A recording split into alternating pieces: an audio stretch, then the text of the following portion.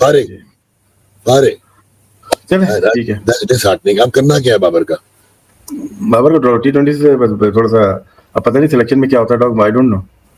आराम देना पड़ेगा क्योंकि एक और रीजन भी है। मैं अब मेरा नेक्स्ट क्वेश्चन। तो एक तो रन ज्यादा हुआ है क्योंकि पाकिस्तान की हमें पता है कि जो बैटिंग लाइनअप है वो स्टटर थोड़ी सी करती है जब 180 प्लस का रन हो जाते हैं। बाबर आजम जो है वो T20 के प्लेयर हैं या T20 पे बोझ बन गए वो, उनको जबरदस्ती पब्लिक डिमांड पे या कमर्शियल डिमांड पे खिलाया जा रहा है? अब फाइनल जो है, ये मेरी बात याद रखना, ये फाइनल बहुत टफ होगा पाकिस्तान के लिए, ये बहुत टफ होगा पाकिस्तान के लिए। So we ask Rashid Latif के अब टीम कैसे बनानी है, क्या बनानी है, कौन किधर फिट होता है, क्या करना है। और बाबर आजम ने अंदर का गेम खेलना जो है, तो बाहर ही आउट हो जाते हैं तो अंदर आते क्यों है?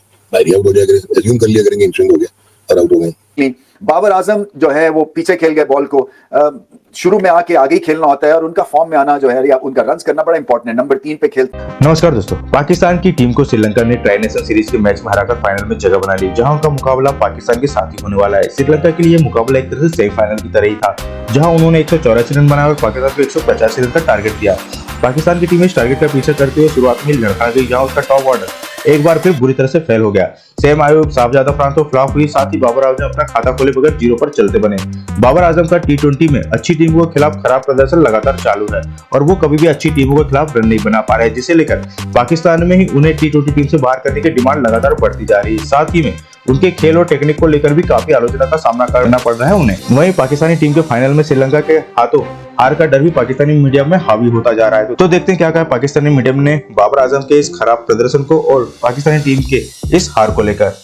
फारिग फारिग चले ठीक है। डिसहार्टनिंग। अब करना क्या है बाबर का? बाबर को T20 से थोड़ा सा अब पता नहीं सिलेक्शन में क्या होता है डॉग, आई डोंट नो। आराम देना पड़ेगा क्योंकि एक और रीजन भी है। मैं अब मेरा नेक्स्ट क्वेश्चन। शाहजादा अफरान जो आप बार बार बरहा डिस्कस कर चुके हैं, खैर इस टूर्नामेंट में बहुत अच्छा खेला वो, स्ट्राइक रेट उसका, लेकिन इम्प्रूव किया डॉट बॉल रेशो का मसला। साइम अयूब रेकलेस है सारा कुछ, आज भी बहुत अच्छा शुरू किया था बट रेकलेस ऐसे लगता है तो समझ ही नहीं आती उसे लाहौर तक पहुंचना है, वो हाईवे से बाईवे पे चले जाता है और फारिग हो जाता है। इम्पेचुअस खेल रहा है वो, ऐसे लगता है फन करने आया। अच्छा, अब उसके बाद अगर आपने बाबर को 3 पे रख लिया, ऊपर शाहजादा फरहान हुआ, उसके बाद अगर कप्तान भी ये हुए सलमान, तो आपकी टीम तो फारिग है बॉस। अब सिलेक्शन करें, मुझे कहीं मास सदाकत को फिट करके दिखाएं। 4 पे अभी तो नहीं आता, ऐसे नहीं आ जाता, जल्दी नहीं आता। ठीक है, तो फिर तो ये टीम तो नहीं खड़ी होती है एक टांग पे। बॉलिंग शायद आपकी बहुत अच्छी हो, अब जरा मुझे बना के दें, टीम बना के दें जरा, ये लड़के कॉम्बिनेशन, मतलब 11 का कॉम्बिनेशन बना के दें। पाकिस्तान को ये मैच जीतना चाहिए था क्योंकि फॉर्म इनके साथ थी, पिछले 5 मैचेस जो है वो जीते हुए आ रहे हैं। सो टाइट मुकाबला हुआ, कहीं पावर प्ले अगर अच्छा खेल लेते तो ये 180 प्लस का स्कोर हो जाना था, क्योंकि कोई शक नहीं है कि जब प्रेशर पड़ा 1-2 बॉलर्स के ऊपर तो फिर उन्होंने वो प्रेशर में क्लैरिटी खो दी। तो एक तो रन ज्यादा हुआ है क्योंकि पाकिस्तान की हमें पता है कि जो बैटिंग लाइनअप है वो स्टटर थोड़ी सी करती है जब 180 प्लस का रन हो जाते हैं, क्योंकि कुछ भी 150, 160, इवन 170 की रेंज में हो तो ये बैटिंग लाइनअप जो है ये कॉन्फिडेंटली जो कारनामा सर अंजाम देती है। बट जैसे ही स्कोर 180 प्लस पे होता है वैसे मैच फंस जाता है। जमीरा का बहुत अच्छा दिन था, बड़ी इंपॉर्टेंट उन्होंने विकेट्स ली। बाबर आजम जो है वो पीछे खेल गए बॉल को, शुरू में आके आगे ही खेलना होता है और उनका फॉर्म में आना जो है या उनका रन्स करना बड़ा इंपॉर्टेंट है। नंबर 3 पे खेलते हैं। फखर जमान मिडिल ऑर्डर में, मैं हैरान था, स्टैट दिया गया कि आज तक उन्होंने श्रीलंका के खिलाफ छक्का नहीं लगाया कभी भी T20 आइज में। सो एक हैरान कुन बात थी, वो भी तीसरे बॉल पे उन्होंने बहुत बड़ा चांस ले लिया और आउट हो गए। पाकिस्तान से बढ़कर तो कोई चीज नहीं है ना। ठीक है, फखर के लिए देखिए 2-3 ऐसे प्लेयर हैं कि जिनके लिए हम ये बात करते हैं पाकिस्तान से बढ़कर तो कोई चीज नहीं है, कि एक फखर हो गया, एक अबरार हो गया, कि जब भी गुलिस्तान को लहू की जरूरत पड़ी सबसे पहले गर्दन हमारी कटी, कि अबरार को सबसे पहले ड्रॉप कर दिया जाता है रोटेशन के नाम पर। अभी अब फखर की भी वही कुर्बानी, फखर भी देते नजर आ रहे हैं। तो आपको लगता है अनवर भाई कि बाबर आजम जो है वो T20 के प्लेयर हैं या T20 पे बोझ बन गए वो, उनको जबरदस्ती पब्लिक डिमांड पे या कमर्शियल डिमांड पे खिलाया जा रहा है? देखिए, ये बात इसमें काफी हद तक दुरुस्त है कि जो जिस टाइप के वो प्लेयर हैं, नो डाउट उनकी प्लेयरिंग में कोई किस्म की कोई कमी नहीं है, he is one of the best player. But T20 cricket की जो रिक्वायरमेंट है ना, वो 150 प्लस जो खेलने वाला स्ट्राइक रेट है, 120 से 150 स्ट्राइक रेट जिसका होगा वो पाकिस्तान टीम के लिए बड़ा फ्रूटफुल होगा। मगर चूंकि Babar Azam right from the beginning up till now उनका स्ट्राइक रेट इस मार्क पे नहीं है। जहां तक उनकी प्लेयरिंग का ताल्लुक है, वो टेस्ट क्रिकेट और वनडे क्रिकेट के आइडियल क्रिकेटर हैं। T20 क्रिकेट खेल रहे हैं, नो डाउट उन्होंने T20 क्रिकेट में बहुत सारे रन्स किए हैं, मगर इस क्रिकेट की जो रिक्वायरमेंट है वो उसमें थोड़ा सा उनके अंदर वो मैं समझता हूँ कि अभी कमी है।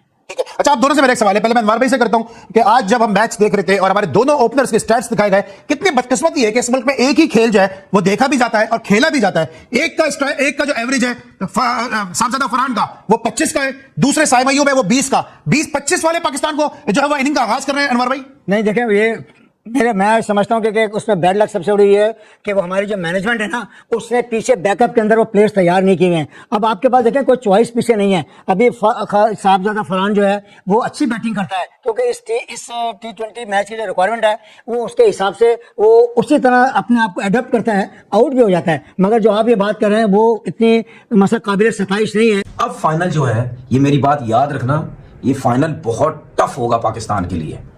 ये बहुत टफ होगा पाकिस्तान के लिए, क्योंकि श्रीलंका ने जो जान मारी है ना आज ये मैच जीतने के लिए, वो अब पूरी जान मारेंगे किसी तरीके से, क्योंकि जाहिर सी बात है पूरा उनका जो टूर था वो खत्म हो गया।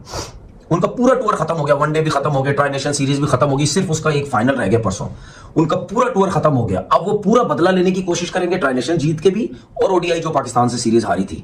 ठीक है, ज्यादा चेंजिंग्स मुझे लगती नहीं है। एक आध दो फास्ट बॉलिंग में मलिंगा वगैरह में जो उसने इतने 50-60 रन दे रही थी, मार खाई है उसकी, या तीक्षाना की कोई चेंजिंग हो सकती है। बाकी तो मुझे नहीं लगता बैटिंग लाइनअप में भी इतनी चेंजिंग्स हों। तो पाकिस्तान की मुझे फिर वही समझ नहीं आती। फिर मैं वही बोलूंगा, उस्मान तारिक को क्यों बाहर बैठाया? हैट्रिक की, मतलब 4 आउट किए कि क्या हो रहा है? एक मैच खिला रहे हो फिर बैठा रहे हो, एक मैच में अच्छी बॉलिंग कर रहा है, हैट्रिक कर रहा है फिर बैठा रहे हो। कोई उसका बैठना बनता ही नहीं था। अब यही सोचें कि अगर एक तरफ ये सोचे, अगर हम एफर्ट कर रहे हैं श्रीलंका को हराने के लिए कि यार श्रीलंका को हम हरा के जिम्बाब्वे को लेके आना फाइनल में, तो फिर आपको उस्मान तारिक के साथ जाना चाहिए था ना भाई। आप फिर पूरी स्ट्रेंथ के साथ जाते हैं ना, जो कि उसको पिक करना, उसको खेलना मुश्किल हो रहा था उसके एक्शन की वजह से। आपने इतना बड़ा ब्लंडर कर दिया, इतनी बड़ी मिस्टेक कर दी। मैं आपको सही बात बता रहा हूं, श्रीलंका ने जो 84 रन किए वो इस वजह से भी किए। अगर उस्मान तारिक होता तो शायद ये 84 रन भी ना होते, 140-50 रन पे टीम आउट हो सकती थी। तो ब्लंडर्स तो किए जा रहे हो। अब फाइनल बचाओ। क्या पाकिस्तान की टीम फाइनल जीतेगी या नहीं जीतेगी? ये अब मैं आपके लिए सवालिया निशान छोड़ के जा रहा हूं। So we'll ask Rashid Latif के अब टीम कैसे बनानी है, क्या बनानी है, कौन किधर फिट होता है, क्या करना है। और बाबर आजम ने अंदर का गेम खेलना जो है, वो तो बाहर ही आउट हो जाते हैं तो अंदर आते क्यों है? बाहर ही आउट हो जाए, अज्यूम कर लिया करेंगे इन स्विंग हो गया और आउट हो गए।